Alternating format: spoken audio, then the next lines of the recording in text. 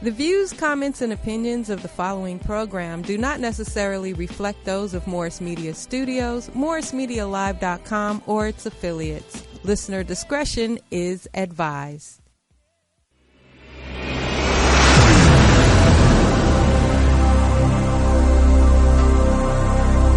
Cali Sportsman, WDC is now on your radio.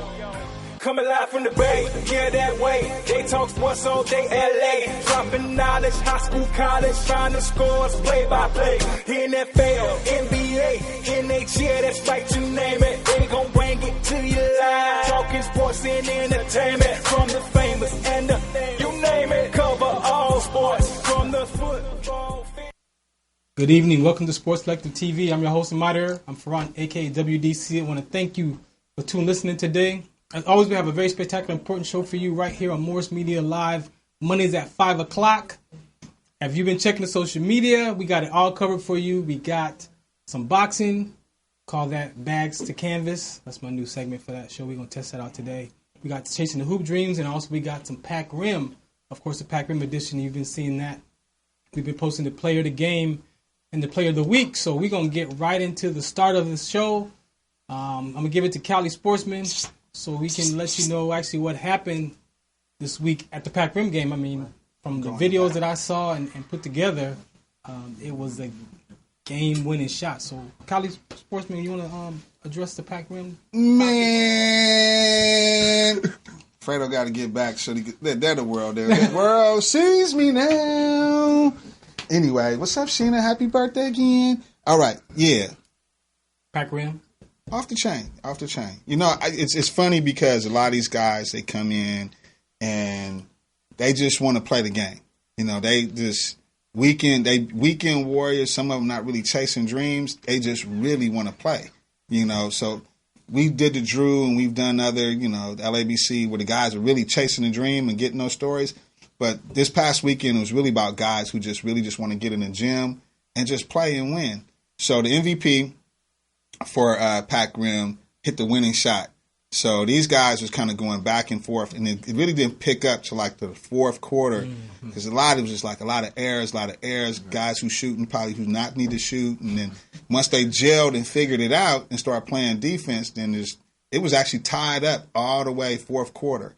And then the MVP of the other game Ryan. His name is Ryan. Of Ryan. He was like the secret assassin. He just lit him up, pow, pow, and then all of a sudden it's a tied-up game. Then they made an error, got the ball out of bounds, and he did one of them Stephen Curry's off the glass. Falling. Toot, toot, toot. And it was pretty good. And then the opposing team, you know, they took it in stride. And then there was some other teams prior to that we got an opportunity to say. But to see that they are just in there, man, to really kind of work hard.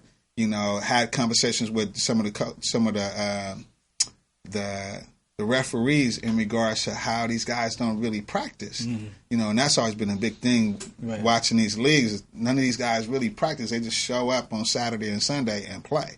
You know, and some of them been playing for, you know, forever, and they've been playing with each other for a long time. And in different leagues. Yeah. You're talking about playing 3 or 4 times a week. Man, or sometimes in a day. Yeah, you know, so they might have like there was 6 games that day. Yeah. So you know, and then they may have to go to another gym and play another 2 games.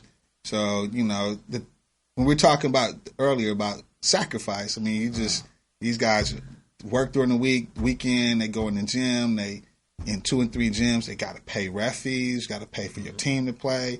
So it's a lot of pieces that come together. So. You know, shouts out again to Pac Rim and Don because they given another opportunity for people to kind of play the sport.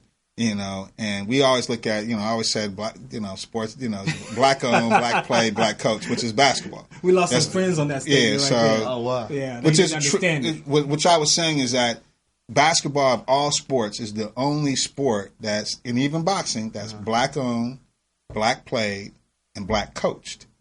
So if you look at football, that's not the case. You look at any other sport, it's really not the case. So I always felt like in the inner city communities, that was kind of, you know, basketball can get you to the next level, if it's even just going to college. Definitely. You know what I'm saying? So so here we looking at, you know, Asian descent group of people that just love the sport, man. And, you know, it's all below the rim, so it's not a lot of guys in there just dunking, you know. But the other piece of it is that they integrate. We learn the whole, I mean, you might want to speak more on that. We learn that, you know, you're integrated with all these different cultures in a culture. I mean, as far as, you know, when they're chasing the hoop dreams, a lot of guys don't realize that if you're black and Filipino or black and Asian and you want to chase that dream overseas, you could actually go and get your passport for that part of the country you're a part of and not be, you know, a walk-on, but actually be you know, someone that's part of that community. Okay. So that was something new to me. Like, we didn't never look at it from that perspective, because we hear guys, you know, playing on these teams and trying to get that one spot, when actually if you are, you know, Japanese and black, you could actually get a passport from Japan to actually be able to play on the Japan as a native versus... Because they only allow so many players that are American over there anyway. Okay, I didn't know that. So, you know, and so we was, you know, we've been doing this. So we just, you know, another piece of that was just trying to figure out wherever they go. Because even the guy you interviewed last time said, you know, he played over there. Yeah, he was Filipino, but he didn't want to wait. Yeah. He wanted to just play. And so he didn't wait the year to just came back home. So to play. How his get picked up. He was going to play right away. They're not signing NBA. Oh, I know. So play to play. So you know, game. So it's going to pay you a whole season. You got like we've heard, you know, you might be a roommate and it's my competitor. You know, somebody might have to go home tonight. If I hit 30 and he get 28, he might be going home tonight. And they write you a check and give you an airline ticket like it's nothing. And this, you know, and this is the life these guys live going overseas. But, you know, go back to what you were talking about, sacrifice. They, by all means necessary, we've heard people pick up the different languages, trying to understand the foods. And it's also letting the youth and the generations behind us know that you don't have to be in the NBA to be a professional. Right. A lot of youth think that it's that one stage, and we're sharing that you could be Mexico, Spain, China, Japan, and they all chasing on that same type of level. Yeah. Think more globally. Yeah, exactly. Yeah. So that's one of the things that I like, and why, you know, why you hear there's that backstory. Mm-hmm. Like, yeah, what is that guy's life like that's got that drive to play basketball even in his 30s? You know, I'm playing for my son or whatever they're playing for. Those are the stories that I want to capture. And we capture ours. Some of them is the you know, my mother, you know, passed away. My, you know, I broke my ankle, my this, that, but something about the sport, I just still love it. You know, I'm homeless in my car. You know, the stories are just phenomenal because it's like you being on the day. It's no pre-Q&A. You guys are getting it raw. You know? And it's like, you know, some of them transition from chasing the hoop dream to now giving back. So now they want to coach or they want to train, take their knowledge, and again, pass it back to the youth behind them and help develop them and give them that guidance that they didn't probably get.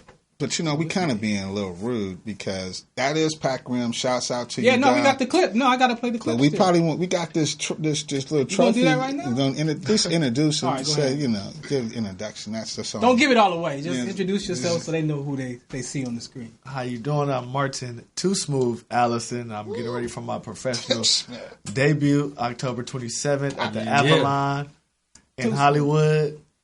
Go to my Facebook, Martin Allison. Instagram, Marty Too Smooth. Link is in bio. Cool. Go ahead, sir. My name is Ariel Scott, man. I'm just a brother of my man Martin Allison. Been there since the beginning. Seen him kind of when he chose up to come into his career, man. It was just very. I admired his drive and the way he took it. It started off with a buddy before ours. He was in the gym. Then he got into the gym, and we used to just talk. We used to go to the gym every day, and he was like, "Man, I really think I love this thing. I can't get away from it." And so he just kept on going. And saw him going against other boxers and stuff in the gym. And I'm like, yeah, if you double down in this, man, this might be something for you, for real. And it's just beautiful to see his journey. So I'm just here to support him. Well, we're happy to have you. So we're going to do that Pac Rim, but I definitely got to get into his story. Oh, yeah. We're going to get into it. So, Fredo, you can drop that Pac Rim clip. This is the game of the week 4 of season 86.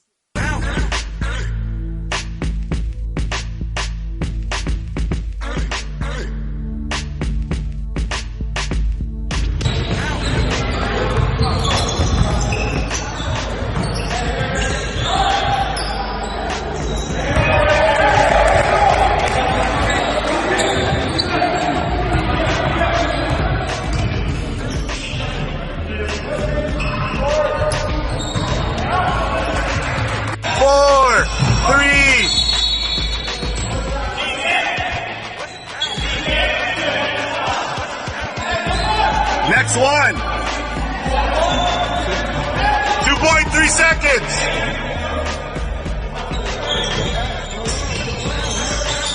2, 1.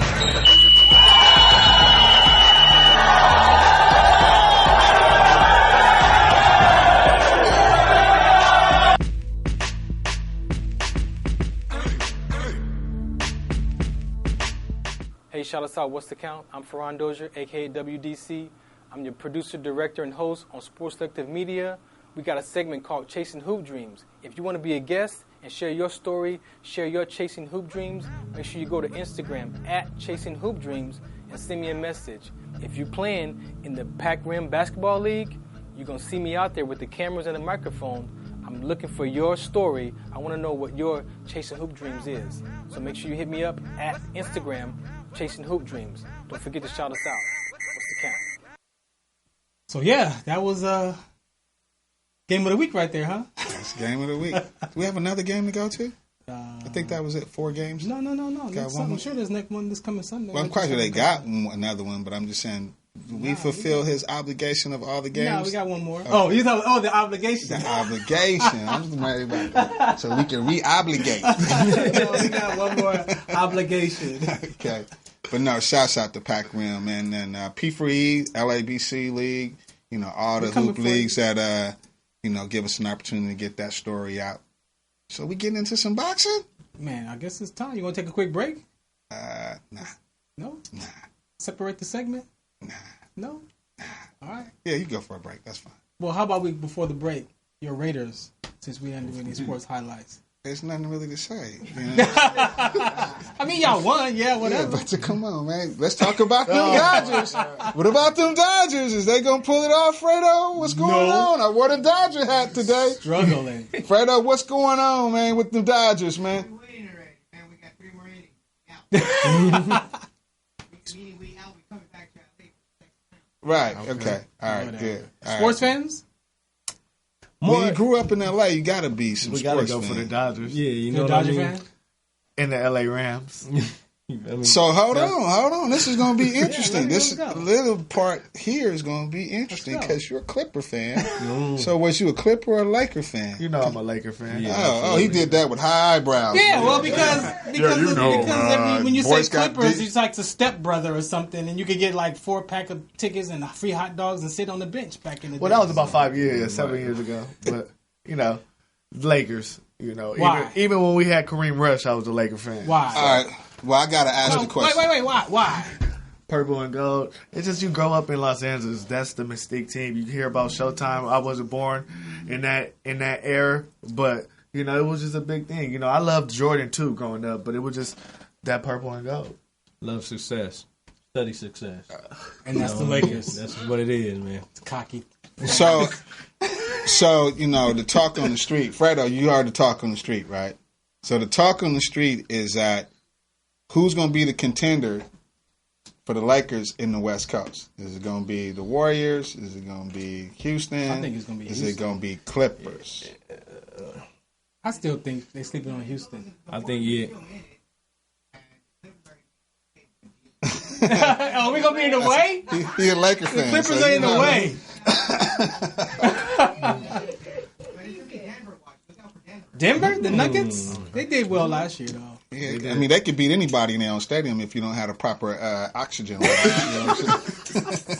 You got educated up. At altitude.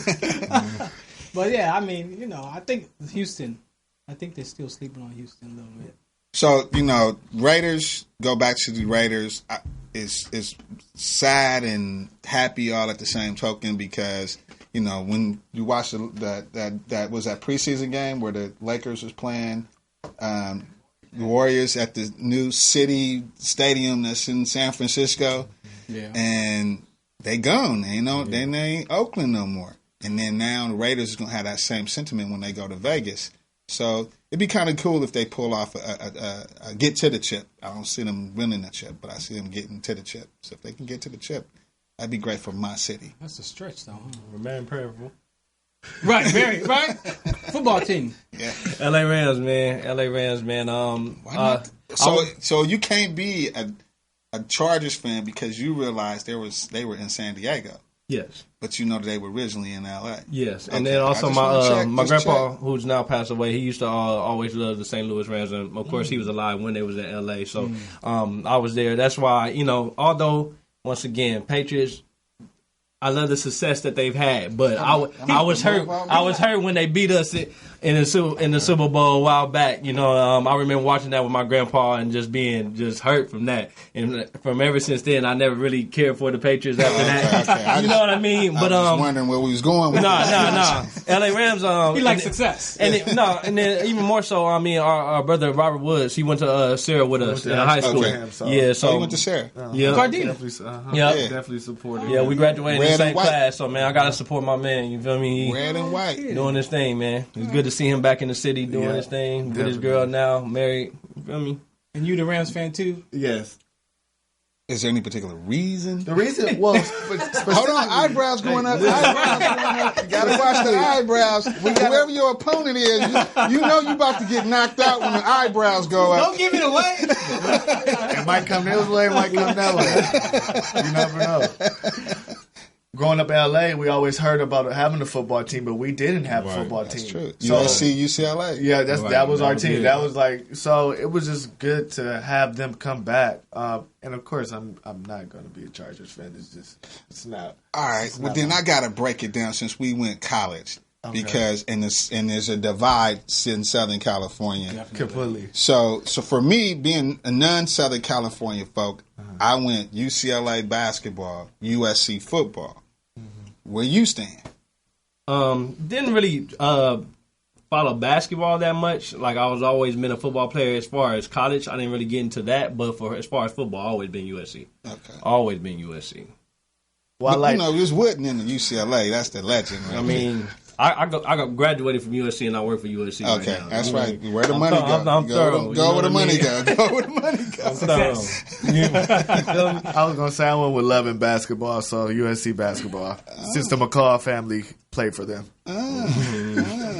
Do you have some vision? I don't on really that? like college basketball.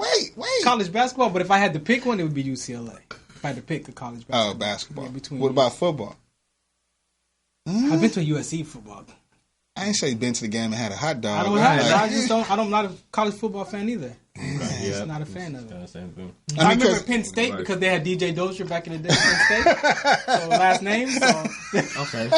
I mean, So the I'm only a Penn reason I State threw it Nittany back, Lion. I threw it back because we got this legislation that's about to pass here at the NCAA allowing, and by you being an athlete, just imagine if you took up boxing at a college level and had the opportunity to get, because you talked about this story earlier in regards to how you had these sacrificial efforts through college because you had to go get a job, you had to do this, and that. Now think about your sport having the opportunity to get you paid and go through college. So you didn't have to go get that job, and then you could just study.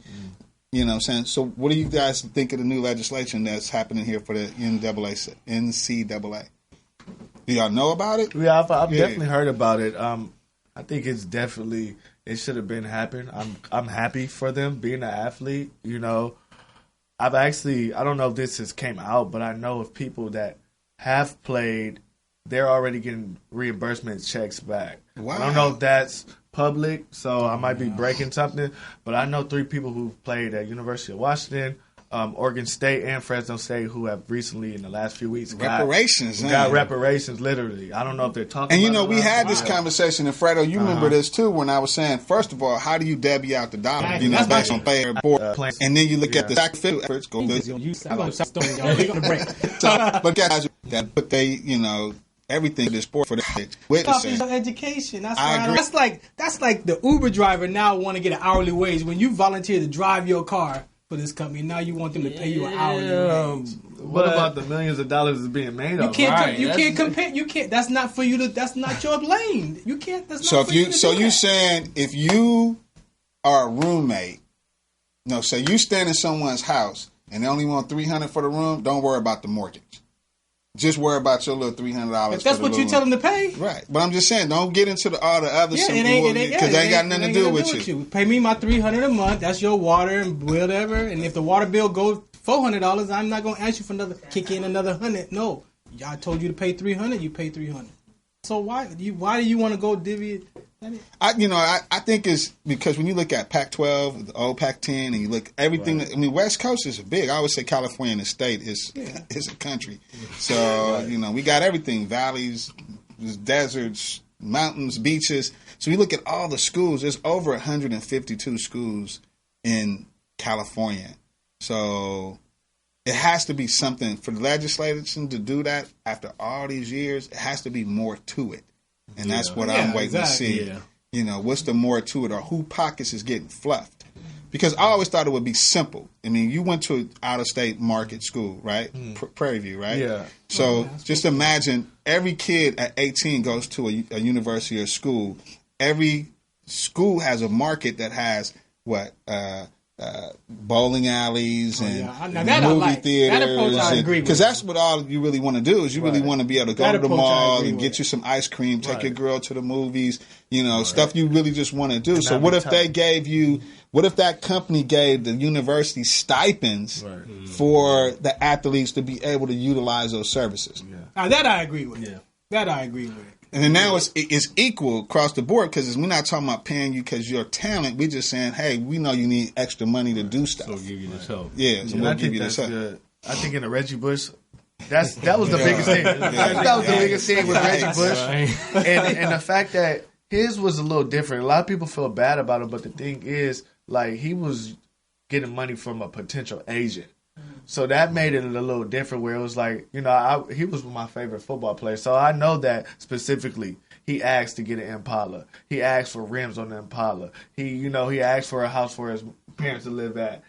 So when it gets like that, it does kind of get tricky because it's like, all right, you as a college football player, should you be getting and asking those things? But you're also in the number one market in the country playing with one of the biggest universities in the country. It's tough. It's tough. It's tough. Tricky. It's tough. When you look at the USC success, the story behind it, when Carroll was here, it was basically kind of integrating them to understand L.A. and Hollywood and all the pieces that come with it and all the distractions. And, it's a tough market to actually work in. I'm just going to see what Howard going to do now, Mr. Laker fan, since he back. You know what I'm saying? See, he couldn't handle it at first. This is tough market. All right, so before the break, we had this off-topic conversation in the waiting area about sacrifice.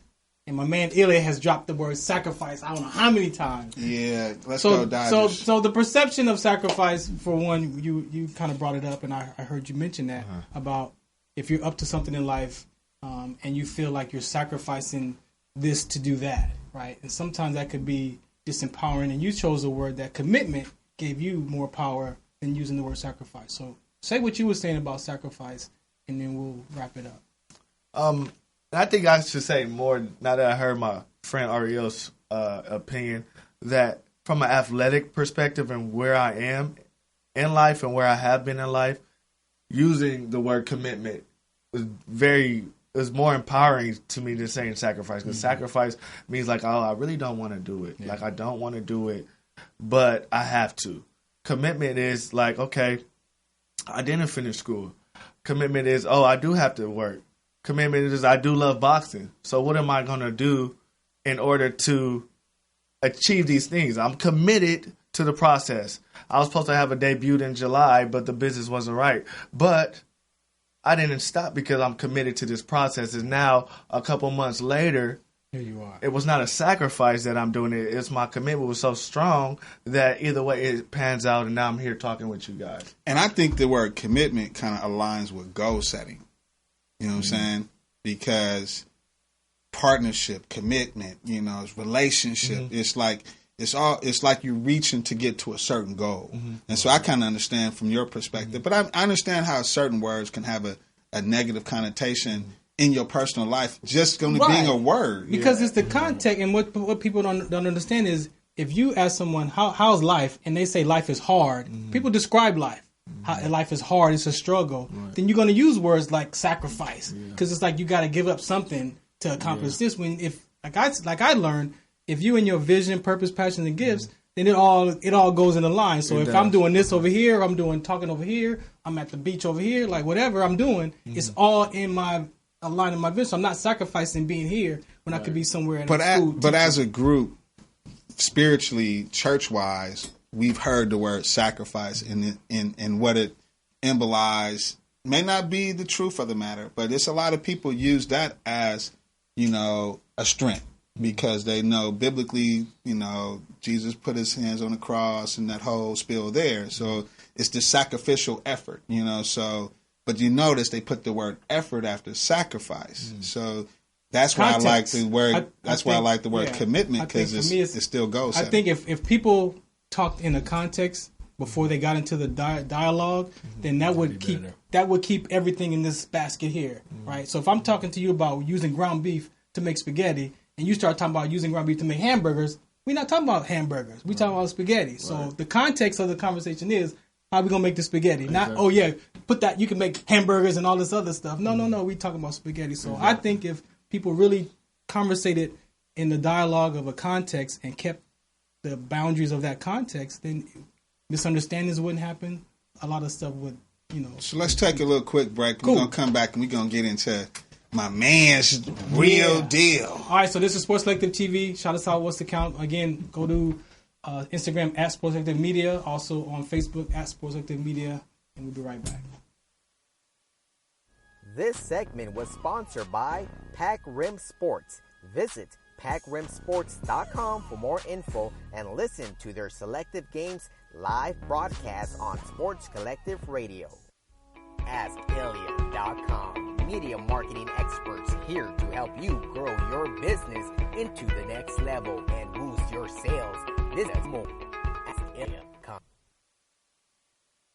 The Consortium of Health and Military Performance, also known as CHAMP, of Uniformed Services University of Health and Science, known as SUHS, is content to understand possible links known as and stress-related events known as REs, such as exertional demise, muscle damage, heat stroke, and or collapse. We are inviting African American men and women with sickle cell trait and their family members to participate. Participating in the study will require you to complete a health history questionnaire, a form authorizing our study physician to gather health information from you and your healthcare provider, as well as a one-time blood donation. In order to qualify for the study, you must meet the following criteria: be African American, be sickle cell trait positive, be able to read, speak, and understand English, be between the ages of 18 and 80, and currently not being treated for any mental or psychological disorders. Participation is completely voluntary, and your decision will not impact your health care. The results for this study are for research purposes only and are not intended to directly benefit any individual for confidentiality reasons. However, the results of this study are intended to help better shape policies and associated health risks affecting the SCT community. Participants may be compensated for their time. To join the study, or if you would like additional information regarding the study, please contact the study team by phone, area code 240-479-9514, or email sctstudy-ggg@usuhs.edu.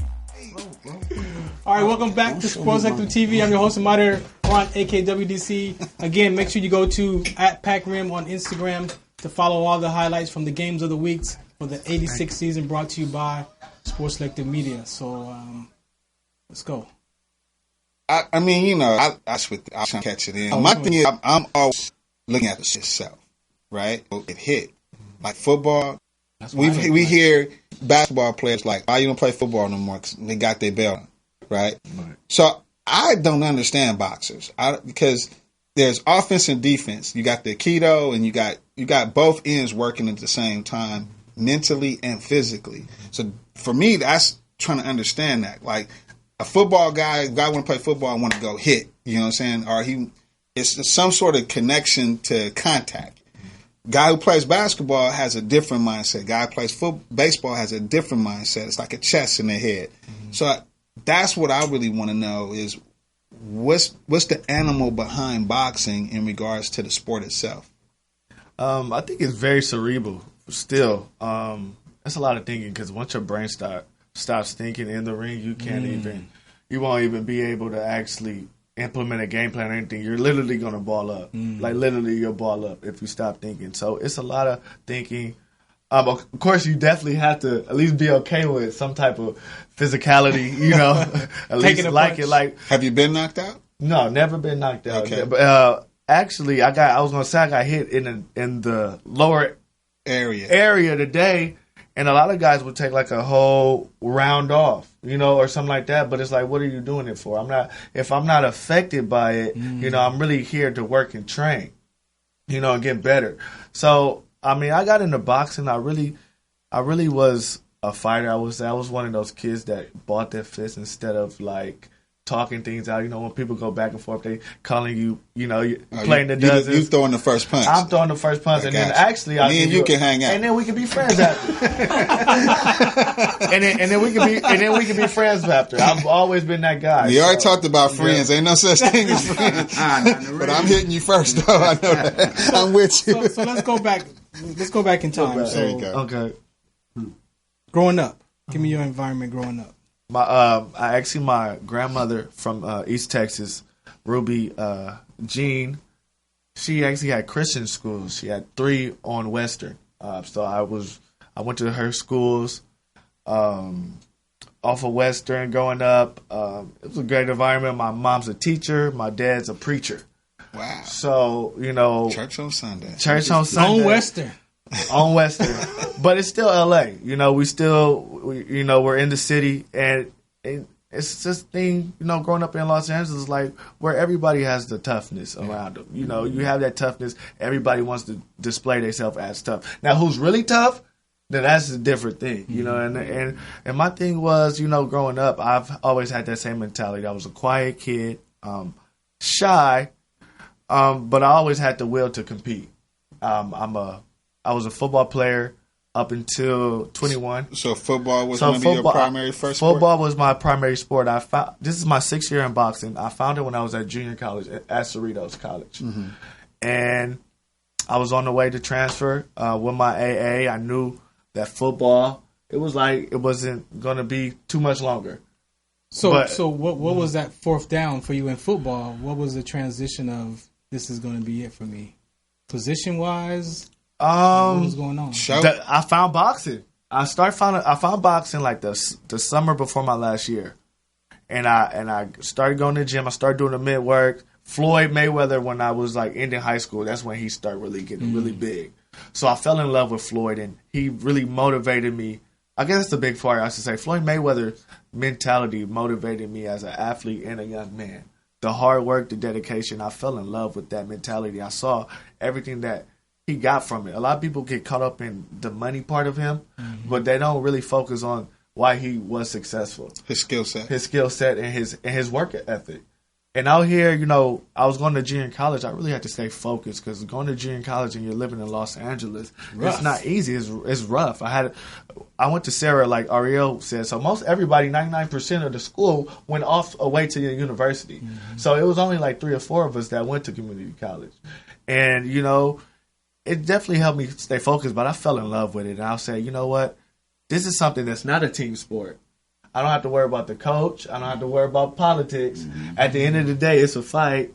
So even if I'm getting beat up, my back is against the wall. It's on me. And I love that part of it. I love that mentality of it. That's what really drew me in on it. Well, where did this whole shy kid come from? What happened? What was going on in life that made you, or had you become shy? Well, first of all, my mom would like me to say this. My name is Martin Coy Allison, so it means, actually, my name means quiet warrior, okay, or humble warrior. Okay. So I guess it was a namesake thing, and I don't think it was as a shyness. It was just my nature, but I always show my personality through athletics. Okay. That's been a constant in my life. You know, I show my personality through athletics, so I think, you know, it was a blessing because at first I thought, I was like, okay, I'm going to be a basketball player. Oh, no, I'm going to be a football player. God is telling me I'm going to be a football player, a professional athlete. And then it was like, I found boxing. It was like, okay, so this is it. This is it. And it, like I said, it found me. I found it. And I ran with it. I really ran with it. I went to college. I went to Prairie View in Texas. This is one of like 8 belts I've had. I did about 70 fights. I was 61-9 out there, you know. And as my belts, a lot of people thought, like even my parents, you know, I'm not throwing anyone under the bus. They thought it was. There's no buses in this neighborhood. Okay, no buses in this neighborhood. You got the train. I mean, It's coming. A lot of people thought it was like something I was doing to take away that void from football. A lot of people was like, oh. So you know side where eye. I was going, like, Yeah. because it's still a kind of a contact sport, you know, but it's I gotta ask, what made you walk away from football? Besides the love of boxing, what was it? What made you walk away? The politics behind politics, it. yeah. The politics as you're in junior college. You're a grown man.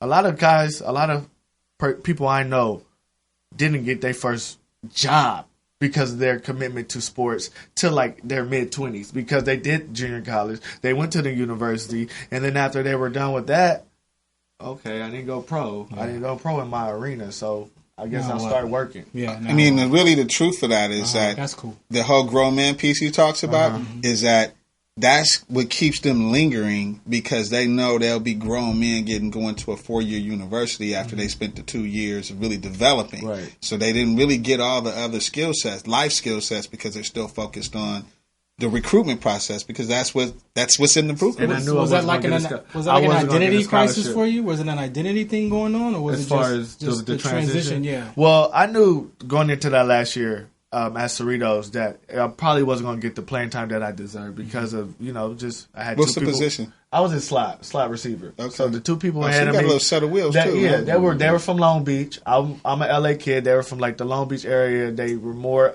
they were brought there to play at Cerritos College, which Long Beach people, Compton people from Downey, they're recruited. Like for me, I would be a more dotted line if I was LA at El stuff. Camino. Right, If so I was that's at the El Camino, I would politics. play Gotcha. the politics. Yeah. So I knew, like coming into that year, it's like, dog, you're not gonna get no scholarship. But I knew academically, I was ready to transfer with my AA and do that. So I was like, okay, so we're gonna finish this year, because the benefit of being an athlete is you get priority registration. A lot of people take one class in junior college for like 7 years, but you get a full schedule because seriously, but you get a full schedule because you're an athlete. You have to have at least 12 units, to be eligible to Right. play. Yeah. So I was seeing that last year. I was like, okay, I did boxing literally that whole summer coming up to the season. I said, I'm gonna focus on football.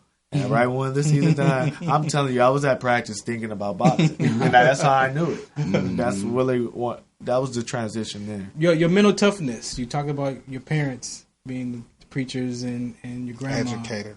What do you equate your mental toughness from? Definitely faith based. If I didn't say that, then I would be denying myself. My mental toughness comes from my faith, and just the mentality that despite everything that goes on in life, the faith that I have in God trumps everything, and I will continue to do God's will because of that. Whatever He sets me, the path He sets me on, no matter what, I won't negate that, because this is the strength and the power He gave me, and I have to be in that existence. I have to be fully into that. So that's where it definitely came from. Definitely. So let's moving forward. From the bags to the canvas, what was your outlook on your boxing career? What were you starting to chase or look for? Well, right now, I'm getting ready for this debut on the 27th. Venue, where to get tickets? At the Houston, we Avalon. calling you out. At the Avalon, it's in Hollywood. Go to my Instagram, like I said, at Marty2Smooth. The link is the ticket link is on my Instagram and also on my Facebook, Martin Allison. You can find me. The ticket prices $60 for general admission, $80 for standing room floor, $100 for the second row, first row, $125, and actually, if you want to be really close, buy the ring mat is $150. That's some spit coming at you. Oh yeah, that's slobber and all of that shit. All that. So, and just excited. It's a blessing. Like I said, I was supposed to have my debut, and that's a big part, I should say. Boxing, like everything, is a lot of business involved. So you want to have the business part right, and that's what I've learned. I've been back since March, and it's like as far as managers, promotion, the right backing, sponsors, it's necessary if you want your career to be a certain way, or you'll be set up to be an opponent. Yeah. That's people that are trying to be prospects fight to beat. So there's been a lot of... So that's politics all within itself. Within itself, and it's been eye-opening, but it's been a blessing that I've been able to get a team, and get the right situation. I do want to shout out the promotional company, 360 Promotions. Their venue and their that card I'll be fighting on. Thank you for giving me the opportunity as well. Let's go. So I'm like a mental toughness, like military. So 24 years, been depressed, came out of it, doing God's work, purpose, and all that. Where does your mind go? I know you talked about you're always thinking. So when you're training, how about fighting? Where does your mind go? I want to know where his mind go because I want to know what are you dealing with? I'm executing my game plan. That's where my mind is, and if you're not thinking about executing the game plan, it's like I don't know what you're thinking about because it's not like and I'm not going to disrespect the UFC because they have 5 martial arts that they're using. It's really implementing the game plan. What I want to do, because you studying your yeah. What I want to do, as far as do I want to lead with my jab, control it with my jab, and then you're negating whatever they're trying to do. You're taking that. You want to be able to take that away from them and discourage them while implementing your game plan on them. Okay, go ahead. That's what I was so. Y'all right on that? Really good question. Go ahead. Keep your clothes on. It's a family show. So, girlfriend, that's not happening. My girlfriend watching. He's just talking. I'm trying to understand. Because you have to study your opponent. Right. Left hand, right hand, lead off foot, exactly. Muscle off the back, move, bobbing. But then doesn't some of that always just be kind of superficial? Because when you actually start fighting, then you're in a fight now. Mm-hmm. You know what I'm saying? So it's like having that game plan based on you studying your opponent. Mm-hmm. How long do you really actually stick with that? Yeah, you have to. Yeah. If you want to do what you need to do and dominate and win the rounds, you want to, and that's the I guess the cerebral part because you have to stay relaxed. Even though he's coming, you still have to be like, okay, that's cool. Yeah. Well, here's my game plan again, and I'm gonna negate. Oh, so you did that? You're throwing the right hook. Okay, well let me take that away. I'm gonna put that glove right there so you can't throw that, and I'm gonna throw something to make you think about throwing that again. Okay, so that's what I'm getting at. You should understand it as an athlete, though. No, as an athlete, you should understand that because if I listen to him from my military perspective, we train how we fight. And there's no way in the world, no matter what you're doing over there behind that rock or that bush, when I see what I see what I see. And so your mindset has got to be trained that this is what I'm going to execute. Yeah, you got to learn your opponent. See, I played tennis, so it was a different. I get it, but it was a different mindset. Okay, meaning like it's like almost like with Mike Tyson. He going and he gonna knock you out. Bow. With tennis, if I get you off the serve, I don't have to play you. You know what I'm saying? I'm just trying to get that one. But you got to play when they return it. Right. Now but what my you whole doing? point is my mindset is you're not about to return this 90 mile an hour ball. You're not. And it's coming off a spin. It's coming off. And I'm left-handed. So it's coming so many different ways. It's almost like a pitcher. You spinning that ball to where the velocity changes, things. Because I don't want to volley you. I don't want to even play you. That's the mindset. Even though I may get into playing you. So that's what I'm saying. When you're talking about boxing, is it all about the knockout? Is it say, hey, I'm going to take him all the rounds? It's a lot going on with that. And I guess I see what you're saying now. I guess that's where styles and mindset comes into play, what type of fighter you are. But, it's a boxing match. Anything can happen. You want to get them out of there, but it's like you can't do that. You can't really have that mentality. Even with Mike Tyson, it might have seemed like he was just knocking people out, but he was setting it up. Right, he was setting them up. He was in the right place. Yeah, turning his... Oh, you missed a punch? Boom. A lot of people don't look at even his defense. His defense was really, when he was at his highest, it was amazing. I watch a lot of his Instagram stuff, so man. Let's talk about your commitment to your diet because you got to make weight in these competitions, right? So how do you deal with that diet and hydration when it's go no time? Taco Tuesday. Yeah. Well, how do you deal with that? Well, it's just it's Monday. He good. We live on Monday. It's really mentalities like the last few weeks, especially I have 20 days left. So until the last week you're literally probably eating peanuts and barely drinking water because it's all about water weight. A lot of people like losing like 10 pounds the week of. I'm in a situation where I'm 5 pounds off. So like this week I'll be eating like salads, fish, fruits, but it's all about what you eat. You can't really just eat heavy. You know, it's about proportion things right. You have to eat to lose weight as well, and that's one thing I had to learn because I would get to a point where I would try to be like, you know what, I'm a fat. You know, on my spiritual, like I'm just gonna fast. I'm not gonna eat anything. I'm just gonna, and no weight will come off of you. Right. So you have to actually get your right formula. And nobody's body is the same. But as far as me, you know, I make sure I'm eating. I ate a salad earlier. I'll eat a salad tonight. You know, after this, I'm headed to the LA Fitness to work out again. You know, it's the commitment. You have to work out. You know, so I'm doing about 4 workouts a day. Hitting the sauna. You know, so with the diet, it's still that professional athlete commitment and working out and sweating. So your workout, right? So of course it's cardio. Are you for strength? Are you from stamina? Like what are you? I'm doing all of it. I'm doing all cardio. Like the morning sessions at the boxing gym. I normally do a HIIT workout with a trainer. I have two brothers, friends that are trainers. Marcus Johnson, he works at the LA Fitness, and my friend Dominique McGee, he's a big trainer out here in Los Angeles. So I normally would do a HIIT workout with them.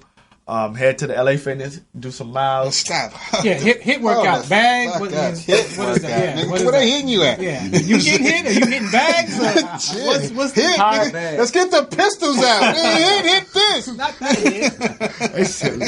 High intensity training. So normally like something like where you're increasing your heart rate. So it's like doing jump squats and then hitting the jumping jacks and then doing, you know, knee to elbow. So just things that keep your heart rate at a certain rate. Okay. You know, like sprinting is considered a HIIT workout. Right. So you want to do that because you can't just do road work, and because your muscles will turn into like a cross country like person. Where my first year I was just doing road work, and my muscles. So what does that mean?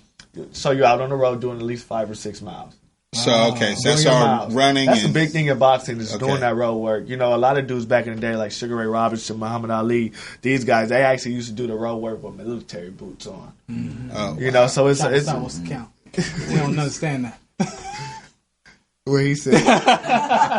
But yeah, so definitely the road work is a big thing, and then it's also obviously the visualization that is like I had great advice from a guy who texted me a few days ago. I met him at the Earl Spence Sean Porter fight, and he said, you know, he was a former boxer, and he said, you know, you should think about the fight as much as you train for it. And that's a big thing that I learned also from Michael Jordan. Visualizing, you know, what you're gonna do so you can do it. You know, so definitely out on that road, that's a lot of things that are happening in my mind is me visualizing, you know, what I need to do to be at my highest performance, you know. Biggest challenge. Who's from the past fight gave you the most work? This guy in Houston, Alex Donice. He was a young kid. He was one of those prodigies. I fought him, I believe, twice. And amateur, I fought at 150 just to be comfortable. I'm fighting at 140. As a professional, and I probably will go down to 135, but I fought at 150 so I wouldn't be draining so much weight because in amateur is different. You don't get that 30 hours to rehydrate and then fight the next day. Amateur, you literally fight like 3 hours after you weigh in. So if you're drained, you're not going to be rehydrated. So Alex Donice, and he's just a tall, big southpaw. He's not a kid anymore. He's an adult, so I won't call him a kid. Hey, Alex. And he was just, you know, just bringing that pressure. And, you know, amateur, the scoring is a little different. So I had to be at a point where it's like my defense was negating what he was good at, which was pressure, and still get my shots off. So, you know, those two fights really showed me a lot about myself as far as like I could take someone's offense away and then still implement my game plan, even if they're one of the top fighters, in the city or in the nation. So Alex Donice definitely, it showed me a lot about myself where the first fight, he gave it to me. Like he won. He won all 3 rounds. And I knew we were in the same division. So I said, we're going to see each other again. You know, he had more experience than me at the time and all that. So I said, you know, the next time around, and that's another thing. That first fight, my mind shut down. And once you shut your mind down and you're not thinking, you can only go into survival panicking, mode. Right, yeah. You can only do one thing, that's cover up. Yeah. So, you know, that showed me a lot about myself, you know, those fights with that young man, definitely. Well, we got another guest here today. Mr. Man himself, Dwayne. Mr. Man himself. So, and you got a question for the boxer, man? Because you know, The I think boxer, you you know a know- little bit about that sport. You know, Old a school little. style. Nah, Elbows. I learned early in my age, man, when I had the boxer guy named Zena Burks from the Golden Gloves and the House of Champions, man.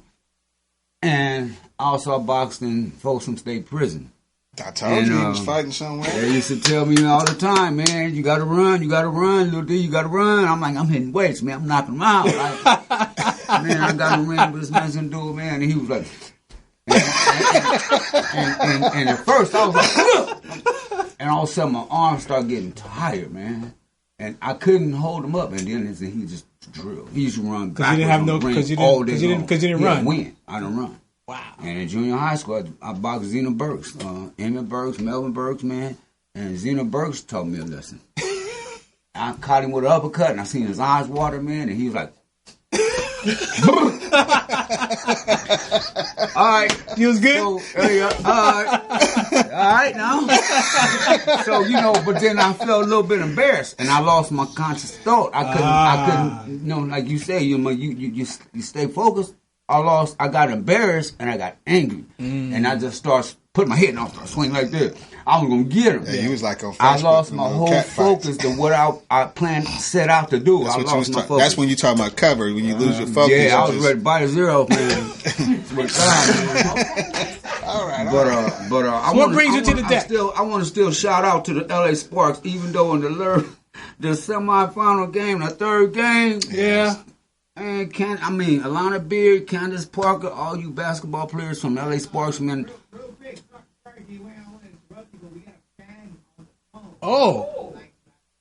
Whoa. Is it about the Let's Lakers? Ask him a Put your question. headset. Ask me a question. For who? For the boxer? Is it For the boxer. For the If you boxer. could give him. Is it Yeah. related? There you go. All right, let's go. Holla at us. So, plug us in. Hello. Hello. Hey, caller, where you calling from? Give us your social security number and FICO score. Nah, I can't. We don't have nobody. You lost Fredo. her? You lost her? You gotta talk. her. You got your She'll call secret back. admirer. Oh, She'll tell them to call call back. Tell Yeah, them to she'll ask the call question back. on social Yeah, media. I reached We'll out. I escort hope you out the Natalie alley. White- Oh, I there hope you go. Natalie White. Here we go. Let's see. All right. No. She ain't saying In nothing. and out. No. That was somebody tuning in on the when I went live. All right, what you got? But I just want to speak on Derek. Go back to the Lakers or somewhere else, man, because you did imploded, man. You had people so angry, man. Who did? Who's this? Derek Fisher. Derek? Man. He put out all the top line players, bro. Wait. His coaching skills? And already losing, he put out Candace Parker. Oh, you talking about in that Chelsea, game? I heard about Alana that. Beard.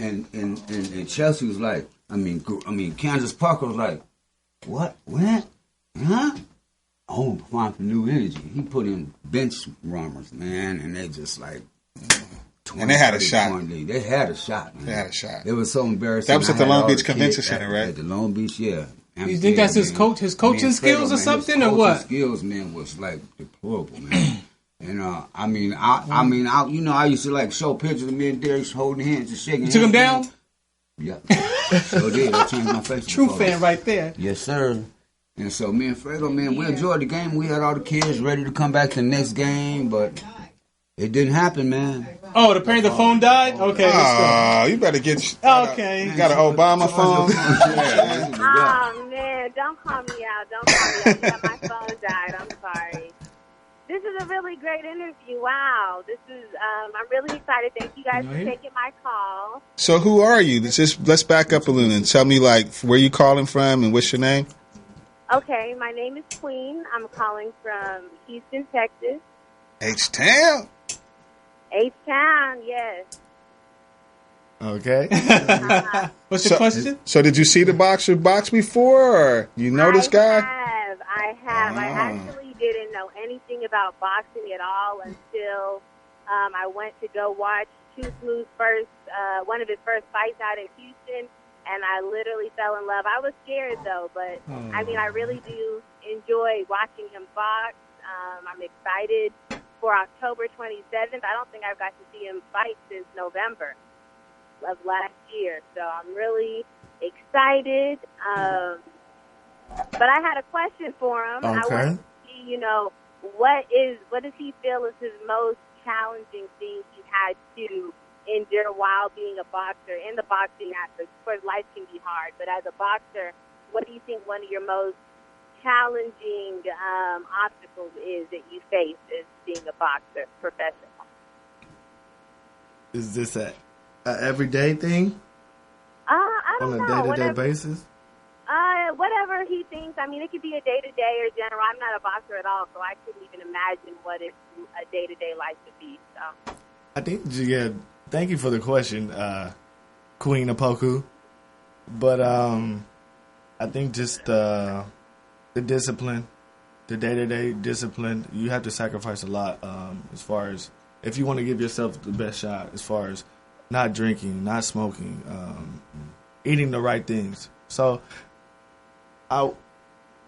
that's that thing again when we say sacrifice, commitment, challenge. It's like as an athlete, I really don't want to say it's a challenge, but I understand the question. Like yeah. So the thing that I do have to keep my mind on and make sure that I am accepting the challenge is, you know, just the day-to-day discipline, the working out, waking up to work out even when you don't feel like it. right. Like I said, I'm a young man, and I don't like what's the word I'm trying to say? I don't disrespect anyone who loves to drink, smoke, overeat, anything, you know. So just in my prime of my life, you know, in my 20s, you know, not to be committed to say, okay, that's cool.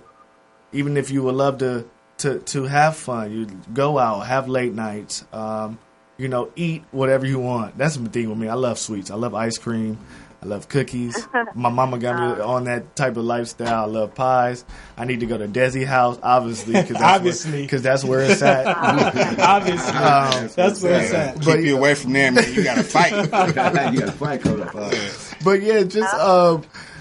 Just making sure the biggest challenge is to stay in focus and making sure that I give myself doing what you got to do. I give myself, you know, 100% and not 90 or 99, but full 100. So with that being said, I know you said you're young, you got to focus on all those things. So what about like relationships, girls, you know, getting caught up with all that? It's a family show. This is a family show. We want to thank you for calling us. This is a family show. Fredo, take us out real quick. Yeah. We got to let that stay. Yeah, so name and number though. We just in Texas now. My question for you is, you know, a lot of people. I won't say a lot of people. I'm just going to say from the spiritual aspect of it, right? Mm-hmm. We understand that men identity crisis, you know, and so a lot of us use sports for that outlet or to create that. Military was my identity, soldier, being a soldier. But I think, you know, I think people admire LeBron James' discipline. Not maybe him as a person, but like Jordan had a particular discipline. LeBron James, Kobe, they all have this type of discipline. What do you think your discipline, you know, comes from to where you're able to become this extreme athlete? Because it takes a particular mindset, subconscious mind. You got to manage all of this to be able to get up and go to the gym and go exercise and do those sprints and do that bag work and do that. Like that discipline comes from something. It has to come from my upbringing, my parents, my mom and my dad. Definitely hard workers. Like I said, my dad's a pastor, activist. My mom's actually assistant principal of 2 LAUSD schools. They have their masters, they have their doctorates. So I saw the benefit of hard work, you know, from a everyday aspect. And I really, you know, I love my mom, but, you know, as a black man, I will have to give my dad praise, which is I feel like it's sometimes maybe a rare thing, somebody giving their dad praise. So I had to give my dad praise because him being he came in Texas, like he came from Texas at 24, and you know I grew up in Los Angeles, so he might have not understood what it is to grow up in the city and be a kid from LA, but he made sure that I knew that I wasn't of the city and I didn't have to comply. Yeah, exactly. To what was going on, just because that's where I'm from and this is where I was being cultivated in, and that really stuck big with me. Like even when the big white T-shirt trend was there, you know, we was like in elementary and middle school at the time, and I know. I'm not saying that I didn't wear white tees, but I know that my dad better not catch me with a white tee. You know, and you know, even to this day, that discipline, you know, knowing that I represent more than just myself. Yeah. You know, and he always used to tell me that, you know, understand that you're not just representing yourself. So that discipline definitely came from the we got to get out of here, man. Gotta go. We got to get out of here. Catch it on Thanks, social Dwayne. media. Dwayne. Yeah. OVN Classic. Yeah, OVN basketball. I was at UFC over there, Dr. Dre's building check out the today. Instagram. Mr. Smooth. Cali Sportsman, WDC is now on your radio. Coming live from the Bay, yeah, that way. They talk sports all day, LA. Dropping knowledge, high school, college, final scores, play-by-play. NFL, NBA, NHL, that's right, you name it. They gon' bring it to you live. Talking sports and entertainment from the famous and the, you name it. Cover all sports from the foot.